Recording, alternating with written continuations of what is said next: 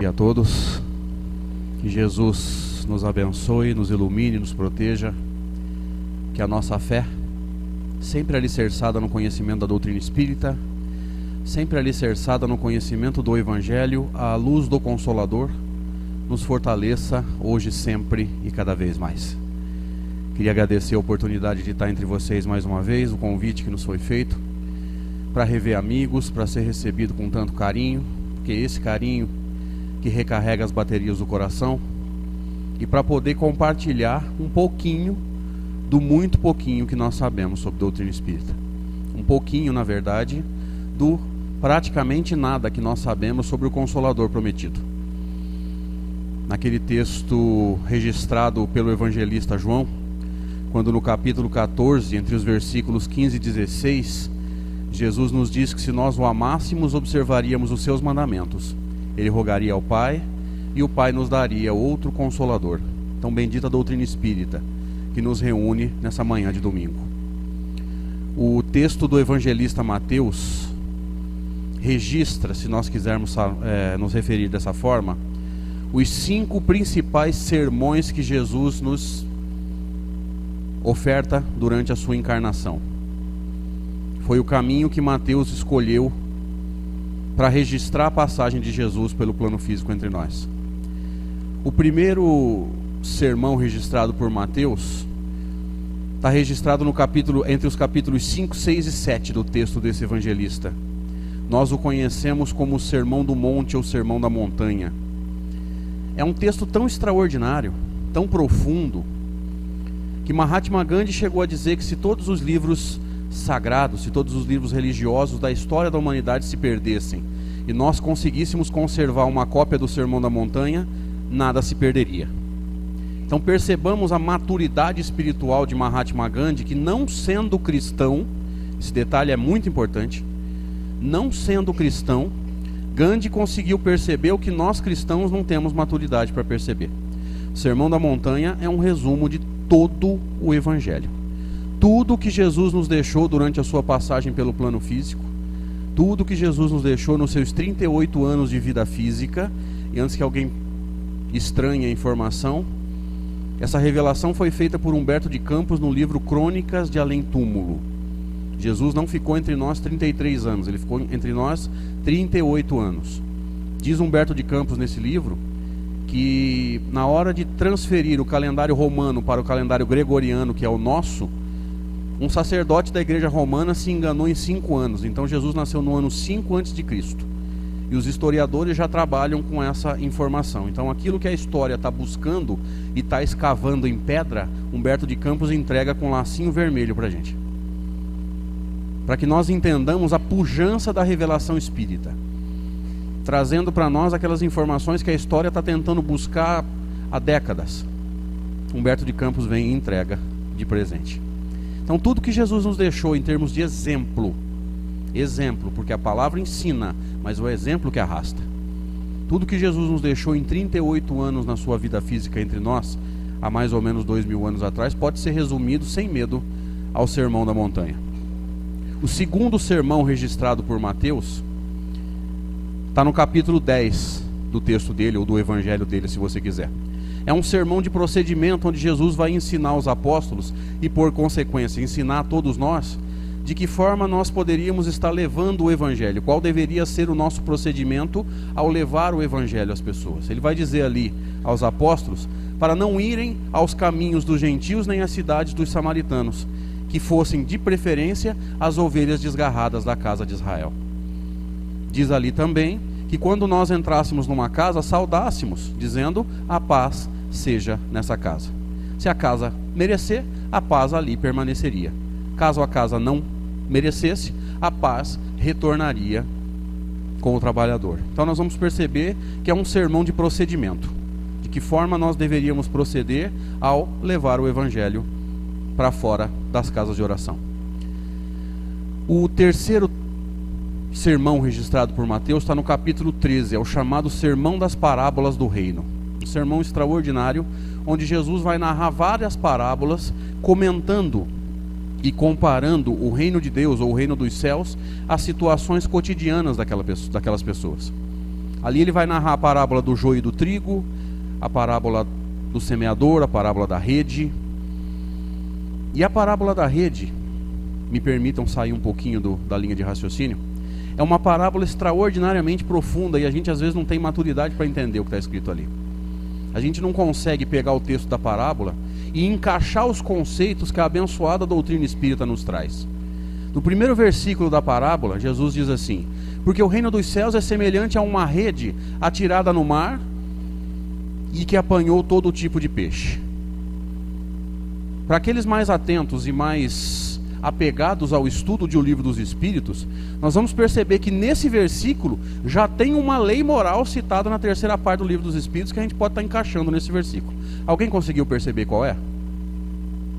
Isso, os encarnados agora, por favor. É sempre assim.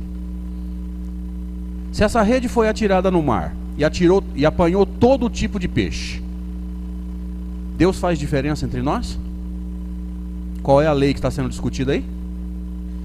Lei de igualdade. Então percebamos como que a doutrina espírita nos dá condições de discutir as parábolas que Jesus contou há 2000 anos atrás. Olha a profundidade e a pujança da revelação espírita, nos dando condições de interpretar à luz da codificação, evidentemente trabalhada por Allan Kardec, vários conceitos citados nas parábolas que Jesus contou. Mas esse é o terceiro sermão registrado por Mateus. E, entre outras parábolas, essa da rede chama muito a nossa atenção e, particularmente, eu nunca ouvi uma palestra sobre essa parábola. Está na hora de alguém se debruçar sobre esse texto.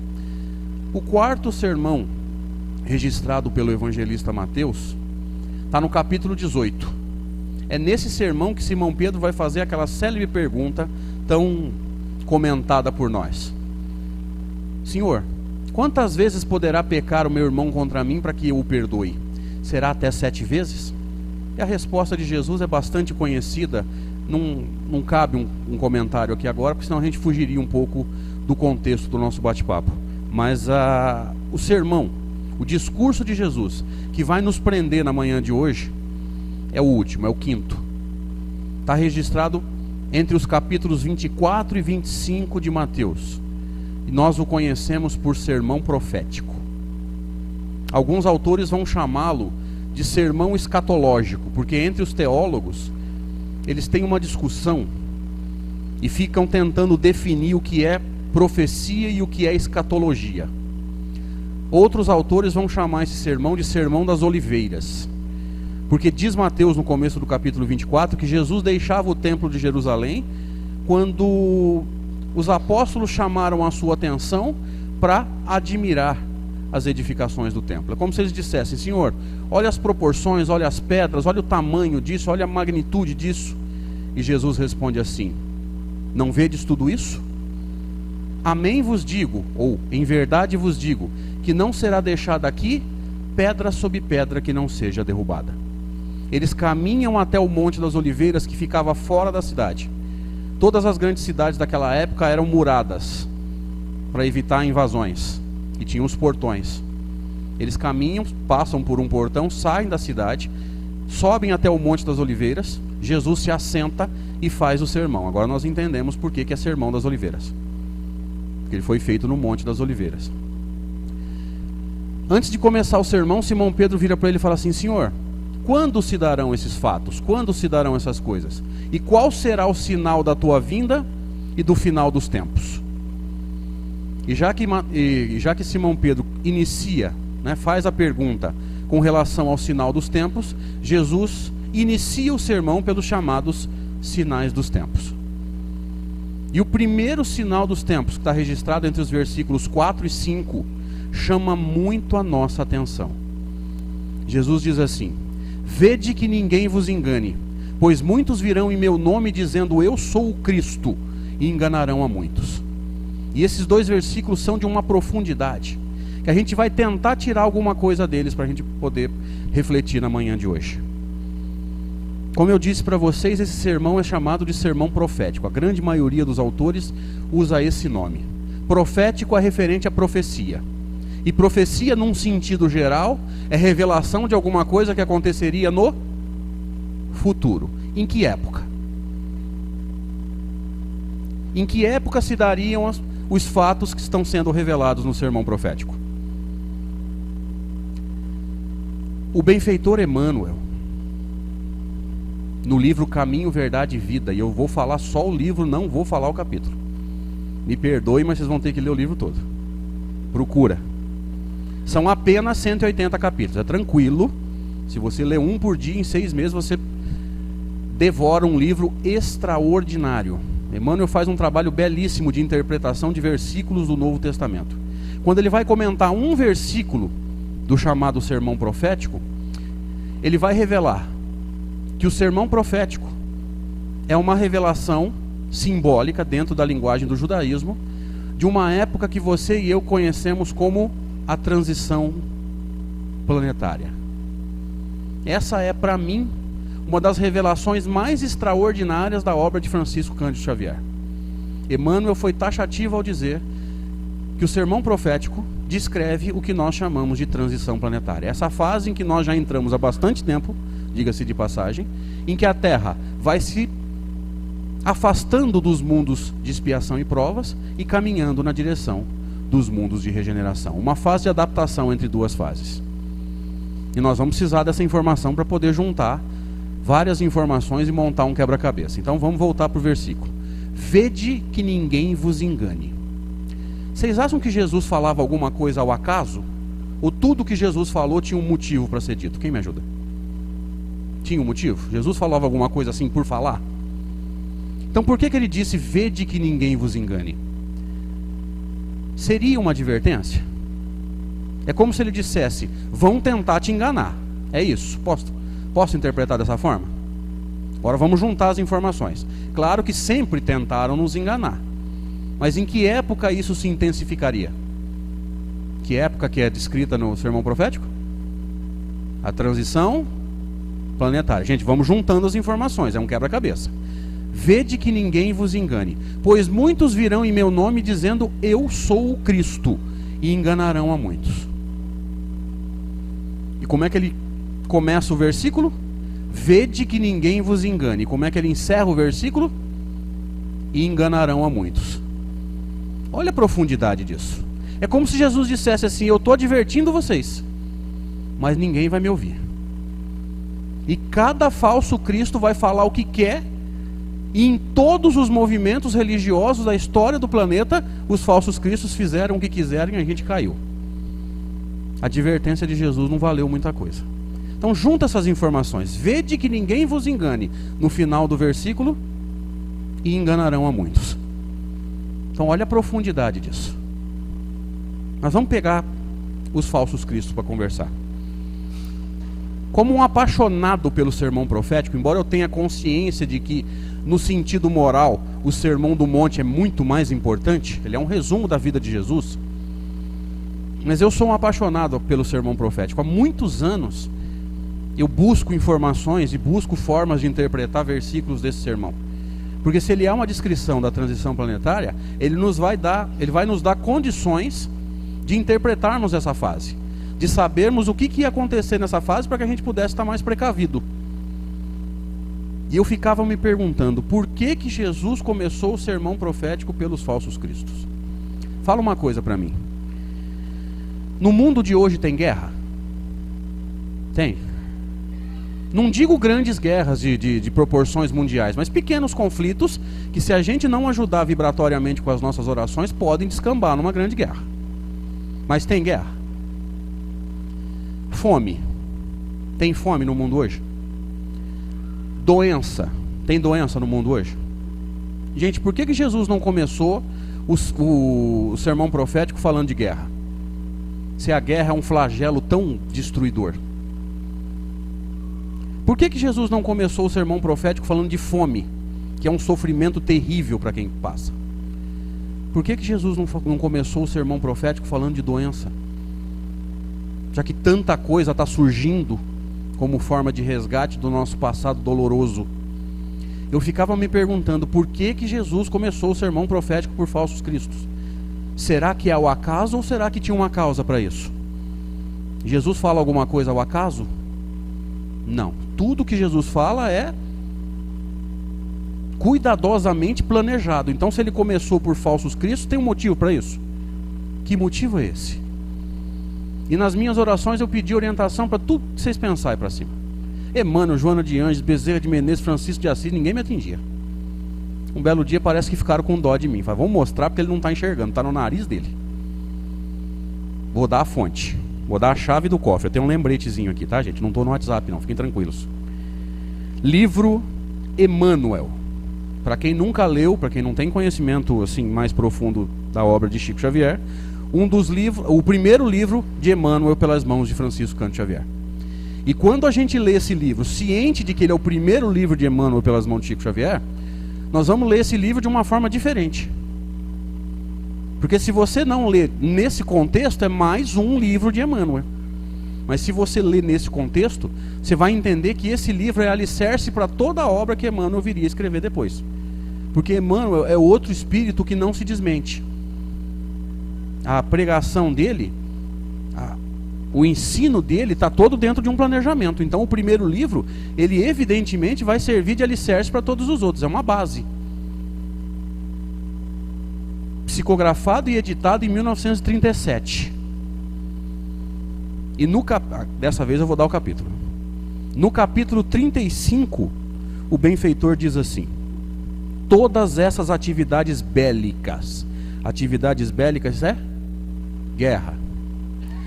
Todas as lutas antifraternas no seio dos povos irmãos.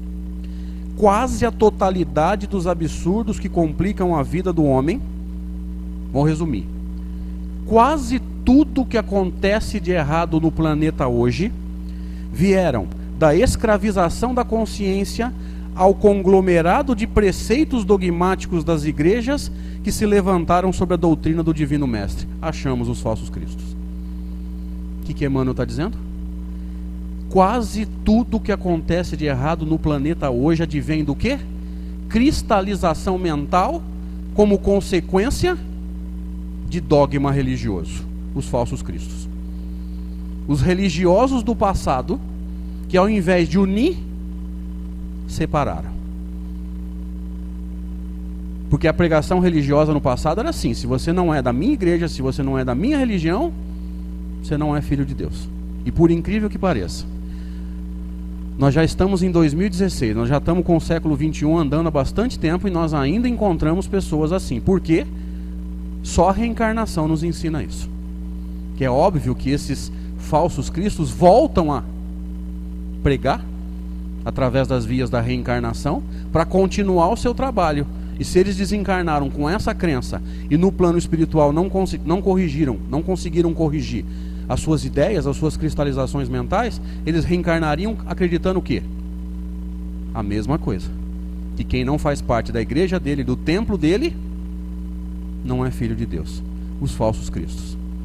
Achamos os falsos cristos. E o pior, no movimento espírita isso está esparramado. A doutrina espírita vem nos mostrar um Deus universal. Não é Deus da Terra, não é Deus de Rio Preto, não é Deus do sistema solar, é Deus do universo, se é que existe um universo só. Não é muito do meu feitio entrar em área científica, mas só para a gente entender o raciocínio. A ciência consegue estabelecer assim, superficialmente, a idade do universo, em alguns trilhões de anos. Mas o Livro dos Espíritos diz que Deus nunca esteve inativo. Se o universo tem alguns trilhões de anos, o que Deus ficou fazendo antes disso? Então a filosofia espírita vai nos dar condições de pensar que não existe um universo só. E o universo que tem alguns trilhões de anos é o nosso, mas pode ter mais de um. Olha o tamanho do Deus que a doutrina espírita nos mostra. E ainda há pessoas, infelizmente, no movimento espírita, com toda a informação e todo o conhecimento que nós temos, que ainda acreditam que Deus é o Deus do centro espírita dele. E não se enganem com esse dele, viu? Porque ainda há donos de centros espíritas, por incrível que pareça. No versículo 11, lembremos que nós estamos no capítulo 24 de Mateus. No versículo 11, Mateus vai dar uma outra informação. Haverá falsos profetas, que serão levantados e também enganarão a muitos. E aí nós precisamos entender alguns termos que são usados nesse versículo. Porque os falsos profetas seriam levantados. Para começar, o que é levantado no contexto bíblico? Alguém me ajuda? Na terminologia bíblica, evidentemente, apegado às ideias do judaísmo, né? Os autores do texto eram todos judeus. Morrer é deitar. Moisés deitou com os seus pais. O que aconteceu? Ele morreu e foi enterrado com os pais. Faz sentido? Dá para entender? Ok. Se morrer é deitar, levantar é o quê? É o que a Bíblia chama de ressurreição. O que é ressurreição para nós espíritas? Kardec vai nos dar uma possibilidade. Capítulo 4 do Evangelho segundo o Espiritismo. Kardec diz assim: o que o judaísmo chama de ressurreição, o Espiritismo chama mais justamente de reencarnação. Essa é uma possibilidade. Mas a passagem da ressurreição de Jesus nos dá portas para outra interpretação. Porque diz a Bíblia que Jesus ressuscitou. Eu posso dizer que Jesus reencarnou? Depois da crucificação? Posso? Não posso. Então nós vamos ter que entender que não é só isso. Não é só reencarnação. Tem uma outra possibilidade. Na passagem em que Jesus ressuscitou, o que está sendo evocado ali é um princípio fundamental da doutrina espírita, que você e eu conhecemos como imortalidade do espírito. Jesus ressuscitou significa Jesus sobreviveu à morte do corpo, ok? Duas possibilidades, reencarnação e imortalidade. Diga-se de passagem, dois princípios fundamentais da doutrina espírita. Volta lá, Mateus 24:11. Muitos falsos profetas serão levantados e enganarão a muitos. O levantado é reencarnação, o levantados é ressurreição, mas está no sentido de reencarnação ou imortalidade? Quem me ajuda? Só faz sentido com reencarnação. Então muitos falsos profetas reencarnarão, e olha como é que ele encerra o versículo, e enganarão a muitos. O que é um profeta? O que a Bíblia chama de profeta, nós espíritas chamamos de... Começa com M e termina com édiums. Assim dá para entender. Aí eu consigo. O que a Bíblia chama de profeta, nós chamamos de médiums. Mas tem um conceito a mais. Às vezes a gente se apega só na mediunidade. O que a Bíblia chama de profeta não é só o médium, mas é o médium seguro. Se você ler o texto de Isaías, Malaquias, Jeremias, Oséias, todos os profetas do Antigo Testamento, mesmo Elias, que não tem um livro próprio, ele é citado, se eu não me engano, no livro de Reis, você vai perceber que todos eles eram profetas, eram médiuns seguros. Perfeitos? Não, todos eles vêm para relatar experiências onde eles cometeram falhas. Ele comete uma falha, Deus mostra para ele o que ele fez, o que ele deveria ter feito, e ele volta para relatar a experiência dele. Então eram profetas, eram médiuns seguros, não médiuns perfeitos. Então a Bíblia trabalha com o conceito de profeta sendo um médium seguro. Nós temos o maior exemplo no movimento espírita, o saudoso Francisco Cândido Xavier. Temos também o exemplo de Divaldo Franco e muitos outros, lógico. Mas eu acho que o Chico é quem mais chama a nossa atenção. Então se o profeta é um médium seguro, o falso profeta é o quê? O médium caído. O médium obsedado. O médium que virou joguete por alguma imperfeição moral sua, porque toda obsessão está no capítulo 23 do Livro dos Médiuns, que tem que ser estudado com muita atenção na sua riqueza de detalhes. Toda obsessão nasce de uma imperfeição. Não existe obsedado, não existe processo de obsessão sem responsabilidade da vítima. Todo obsedado não pode ser chamado de coitado. De alguma forma, ou ele escorregou no passado ou está escorregando no presente. Não existe coitadinho na obsessão, gente. Não existe obsessão sem causa. Elas nascem das nossas imperfeições. Então, o falso profeta é um médium que, pelas suas imperfeições, caiu na mão de espíritos bastante complicados. Me ajuda agora. Isso está acontecendo no movimento espírita ou não? Não vou falar de outras religiões, nós não temos nada com isso, nós temos que respeitar e ajudar na medida das nossas forças. Mas e o movimento espírita? Tem ou não tem? Nós precisamos pensar muito nisso. Porque eu aprendi com um cara que esteve aqui no Francisco de Assis há pouco tempo, que para mim é um cara extraordinário. É o maior conhecedor do planeta Terra sobre Kardec hoje. Cosme Massi. Conversando com o Cosme no café, depois de uma palestra que ele fez em Olímpia, diga-se de passagem, gente, a palestra é extraordinária, mas o café é fora de série, viu? As coisas que são reveladas depois da palestra são bem melhores do que a palestra, viu? Se vocês tiverem a oportunidade de sentar com esse povo, não perca. E ele me ajudou a abrir a mente. Ele falou: André, caridade nós fazemos com pessoas. Eu não posso julgar pessoas. Mas obras, livro, palestra, CD, DVD, é a nossa obrigação como espíritas sérios analisar. E se não gostar, nós temos que falar. Caridade eu faço com vocês. Caridade vocês vão fazer comigo. Se você não gostar da minha palestra, você tem o direito de criticar. Porque se você criticar a minha palestra, não quer dizer que você não goste de mim. Você não gostou da palestra. Então nós vamos ter que conversar sobre algumas coisas que estão acontecendo no movimento espírita, advindas de falsos profetas. Não só de médium, mas de falso profeta da erraticidade. Capítulo 21 de O Evangelho segundo o Espiritismo. Tem falso profeta no plano espiritual também, viu, gente? Tem uma brincadeira extraordinária de um orador que ele fala assim: no plano espiritual também tem pânico na TV, CQC e todo tipo de gente gargalhando da cara da gente. Porque eles pegam esses médiums invigilantes, escrevem qualquer abobrinha e o movimento espírita adora. Aí eles gargalham da cara da gente. Além de encarnado, é tonto. Eles estão gargalhando da gente. E eu queria que alguém me mostrasse, em Kardec, qual é a fundamentação dessas doutrinas e dessas teorias que estão sendo jogadas por aí. Vou dar até um exemplo, sem citar nome de ninguém, porque aí seria falta de caridade. Vamos discutir teorias e não pessoas.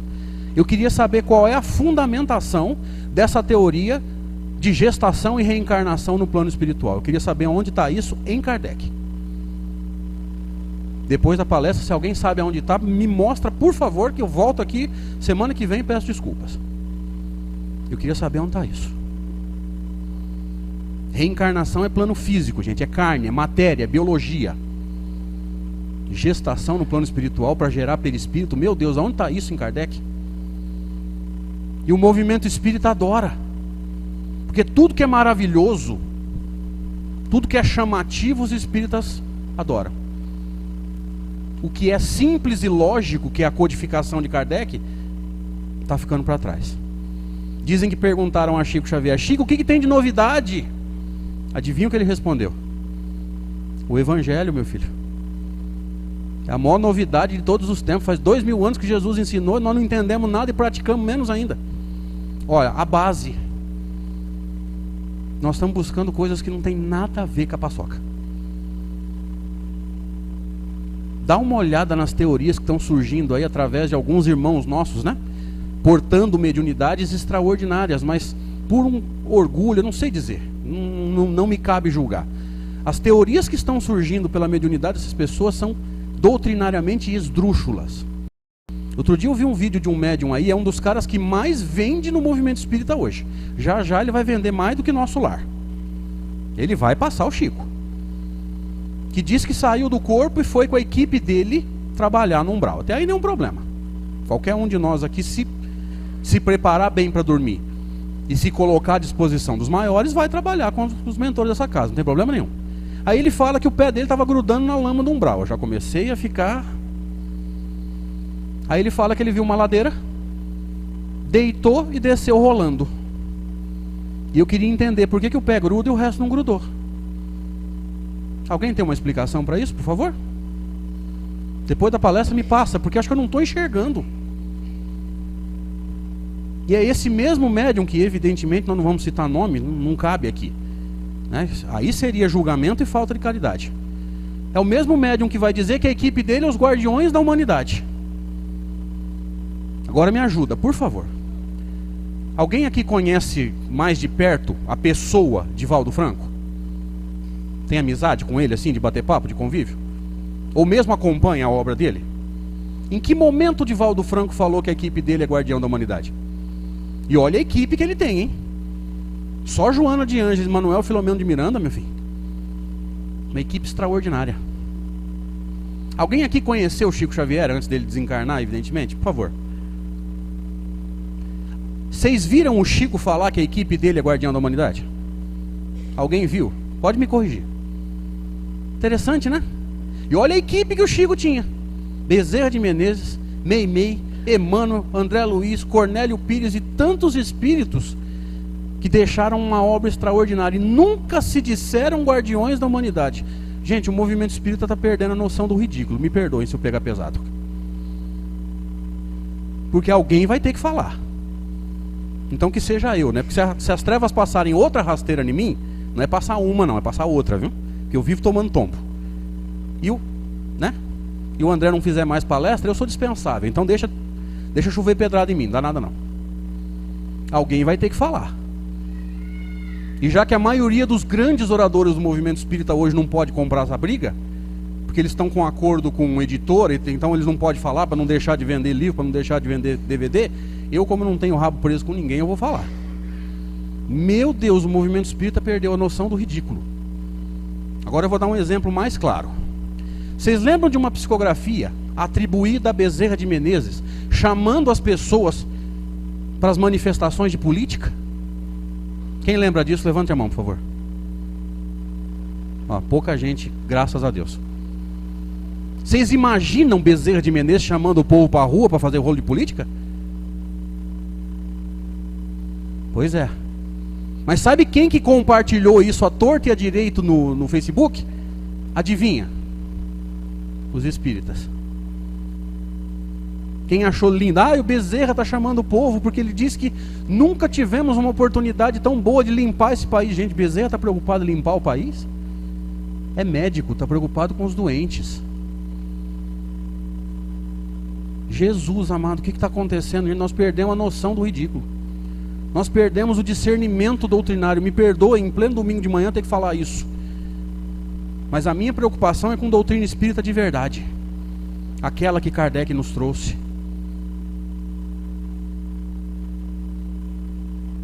Nós estamos perdendo a noção. Tudo que vem do mundo espiritual está passando sem filtro. Aquela outra psicografia atribuída a Tancredo Neves cumpriu perfeitamente a tarefa dela. Sabe qual que era? Rachar o movimento espírita no meio. E foi exatamente o que fez. Porque quem concordava, brigava com quem não concordava. Rachou o movimento no meio. E a outra psicografia, também atribuída a Bezerra de Menezes, criticando o movimento de unificação. Gente, ele é o patrono da unificação, pelo amor de Deus. Tenhamos bom senso. Aí você vai estudar a história do médium, você vai perceber que ele frequentava o órgão de unificação no estado dele, lá em Minas, a chamada União Espírita Mineira. E quando ele começou a pisar na bola no sentido doutrinário, a União Espírita Mineira afastou ele. Agora me ajuda, uma psicografia atribuída a Bezerra de Menezes, criticando a União Espírita Mineira, criticando o movimento de unificação. É mediunidade ou é animismo com raiva do movimento de unificação? Faz sentido ou eu estou viajando? Adivinha quem compartilhou isso à torta e à direito no Facebook? Os espíritas. Então vamos perceber que os falsos profetas estão deitando e rolando. Por quê? Por falta de conhecimento doutrinário nosso. Porque quem estuda profundamente, de preferência Kardec, não passa para frente uma tonteira dessa, gente. Me perdoe. Mas é interessante notar que em Marcos, no Evangelho de Marcos, no capítulo 13, versículo 22, Marcos vai fazer uma junção dos dois versículos e nos dá uma informação a mais. Ele vai dizer que serão levantados falsos cristos e falsos profetas. Então vejamos que num versículo só Marcos juntou os cristos, os falsos cristos e os falsos profetas. Então serão levantados falsos cristos e falsos profetas. Mas presta atenção agora, que darão prodígios e sinais espantosos a ponto de enganarem, se possível, até os escolhidos. Então vejamos que Marcos nos deu um elemento a mais: os prodígios e sinais espantosos. Mas vamos juntar as informações, porque às vezes não fica claro isso. Quem é que daria prodígios e sinais espantosos, gente, no versículo? Os falsos cristos e os falsos profetas. Ótimo. prodígio e sinal espantoso dá para nós a conotação de ostensividade mediúnica. Porque não dá para negar que existem no movimento espírita mediunidades extraordinárias. Pessoas extremamente sensíveis, com 3, às vezes 4, às vezes 5 faculdades mediúnicas. Mas só de olhar para uma pessoa que tem essa mediunidade toda, você pode garantir que é um espírito muito evoluído? Só pela mediunidade? Quem me ajuda? Tá? Vou trazer uma informação aqui que vai revoltar metade daqui. No mesmo livro Emmanuel, capítulo 11, subtítulo: Quem são os médiuns em sua generalidade? Por favor, não risque meu carro depois disso, porque vai ser feia a coisa. O benfeitor diz assim: os médiuns em sua generalidade não são missionários na acepção comum do termo. São almas que fracassaram desastrosamente. Continua? Certeza? Depois vai dar problema de pressão alta, vai precisar de passe, de tratamento. Pode continuar? São almas que fracassaram desastradamente, malbarataram a lei de Deus e resgatam sob o peso de severos compromissos e ilimitadas responsabilidades o seu passado obscuro e delituoso. Tem algum médium aqui ainda? Alguém aqui ainda é médium? Mudou alguma coisa na tua vida? Pois é. Se você é médium, você tem 99,999% de chance de ser um espírito altamente endividado, segundo Emmanuel, e que recebeu essa faculdade não porque você é um missionário, ou nós, né? Mas porque nós temos problemas a resgatar, e a mediunidade é uma ferramenta de trabalho para que, com um trabalho disciplinado e humilde, que é exatamente o que está faltando, humildade, trabalhando disciplinadamente e humildemente, nós possamos pagar as nossas dívidas do passado. Agora é só você pensar, quantas vezes Chico Xavier ouviu a palavra disciplina de Emmanuel? Quem me ajuda? 3. Se o Chico ouviu 3, nós precisamos ouvir quantas? Ninguém pensou nisso, né? Todo mundo acha ali, o Emmanuel falou 3 vezes disciplina para o Chico. Ok, se um espírito mais maduro como o Chico ouviu 3, e nós? Mas não é isso que eu estou vendo. O que eu estou vendo é todo mundo querendo psicografar livro, todo mundo querendo psicografar em sessão pública, e todo mundo fugindo da reunião mediúnica séria, disciplinada e discreta que tem nas casas espíritas. Sabe por que o pessoal foge? Porque reunião mediúnica de casa espírita não tem selfie, não tem foto, não dá ibope, não tem tapinha nas costas, então não repercute, não vai para o Facebook, não vai para a sua fanpage. Essa ninguém quer. Mas o que dá tapinha nas costas, o que dá até retorno financeiro, que eu estou sabendo, que os caras não estão pegando dinheiro, mas 3x4, alguém troca um carro, ajuda a trocar o carro, ajuda isso, ajuda... Eu estou sabendo. Infelizmente, porque eu não queria saber de nada. Só queria fazer meu trabalho em paz. Mas infelizmente essas coisas chegam para a gente. Aquela reunião que ninguém fica sabendo nem o dia e nem a hora, que é a reunião de socorro verdadeira, essa ninguém quer. Todo mundo quer ser psicógrafo de livro. Todo mundo quer ser psicógrafo de correio fraterno, de reunião pública de psicografia. Kardec vai nos dizer no livro dos médiuns, lá nos médiuns especiais, que a psicografia de romance, ela é uma variação da psicografia e uma capacidade que nem todos têm. E eu queria saber se todo mundo que está psicografando esses romances tem essa capacidade, ou será que está forçando? Será que todos eles são romancistas? Ou será que tem gente forçando faculdade que não tem? E aí você vai pegar os livros, você fala, meu Deus, como que alguém publica isso? E aí sabe o que está acontecendo? Manobra. Porque ele pega o livro, manda para uma editora, a editora não publica, tem um corpo editorial para ler. Não gostei, não vou publicar. Manda para outra, não publica. Sabe o que eles fazem? Abre uma editora para ele. Porque se ele não publicar os livros dele, Jesus amado. E isso está acontecendo em pleno movimento espírita. Essas manobras para fugir da seriedade doutrinária.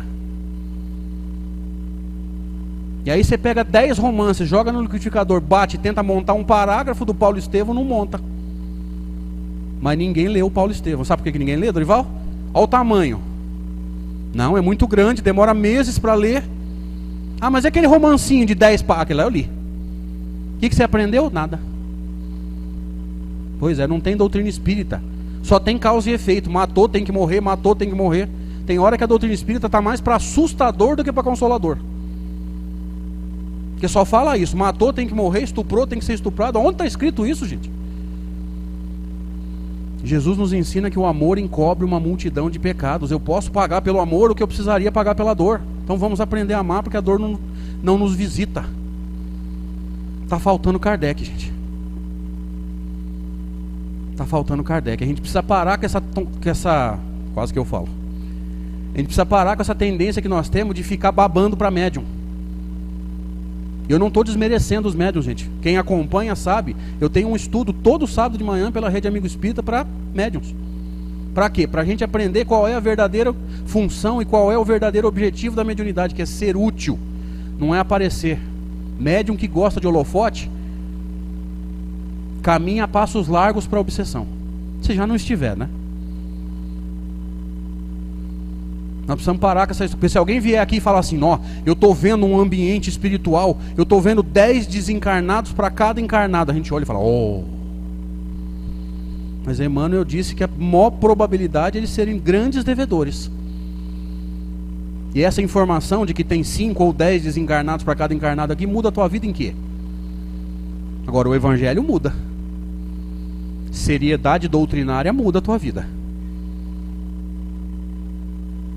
Então o meu objetivo não é vir aqui fazer as pessoas julgarem, gente.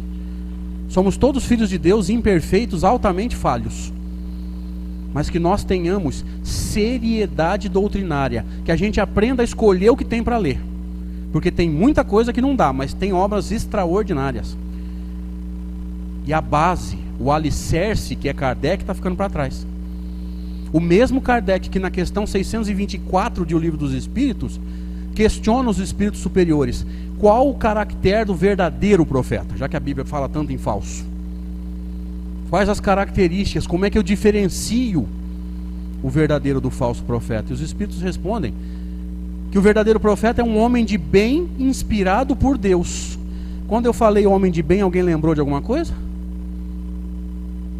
Evangelho segundo o Espiritismo, capítulo 17, chama Sede Perfeitos. Tem um subtítulo lá, o homem de bem, lembra disso? Zé Antônio da Cruz de Catanduva tem uma palestra fantástica sobre o homem de bem, cara. Ele já esteve aqui várias vezes, é amigo de vocês também. Kardec vai dizer ali que o homem de bem é aquele que cumpre a lei de justiça, amor e caridade na sua maior pureza. Onde está essa lei de justiça, amor e caridade? Gente, quem me ajuda? Um de cada vez, senão eu não entendo. Nas leis morais. Livro dos Espíritos, terceira parte, a última lei moral, chama Lei de Justiça, Amor e Caridade. Então vejamos como que a codificação não se desmente, ela te joga de um livro para o outro o tempo todo. Porque um complementa o outro. A Lei de Justiça, Amor e Caridade, ela é um resumo das outras 9 leis morais. Kardec dividiu em 10. Tem 9 leis e a 9ª e a 10ª que é um resumo das outras 9. Então o verdadeiro profeta é um homem de bem, inspirado por Deus. Podeis reconhecê-lo, dizem os Espíritos, pelas suas palavras, mas principalmente pelos seus atos. Você quer saber quem é o verdadeiro profeta? Olha o que ele faz no dia a dia.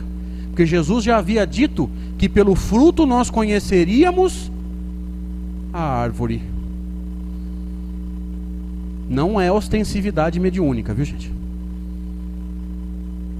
É moral mesmo. Questão 629 de O Livro dos Espíritos. Que definição se pode dar à moral? A moral é a regra do bem proceder, isto é, discernir o bem do mal. Funda-se na observância da lei de Deus. O homem procede bem quando tudo faz pelo bem de todos, porque então cumpre a lei de Deus. Isso é moral para os espíritos superiores. Então nós reconheceríamos o falso profeta, o verdadeiro profeta, desculpa, pelas suas palavras, mas principalmente pelos seus atos. Eles encerram a resposta dizendo assim: impossível é que Deus se sirva da boca de um mentiroso para ensinar a verdade. A verdade só vem por pessoas sinceras. Claro, no sentido relativo e dentro da capacidade de cada um de nós. Porque nós não podemos ser o que nós ainda não somos. Vamos ser. Lei do progresso. Mas estamos ainda em caminhada. Mas não é ostensividade mediúnica. É compromisso com a verdade. E na questão seguinte, que é a 625, ele fecha o raciocínio. Quem é esse homem? Já que eu perguntei, ou já que Kardec perguntou, qual o caractere do verdadeiro profeta? Ele pergunta para os espíritos, quem é o verdadeiro profeta em essência? Qual o tipo mais perfeito que Deus tem oferecido ao homem e que deve servir de guia e modelo à humanidade? E os espíritos respondem, vede Jesus.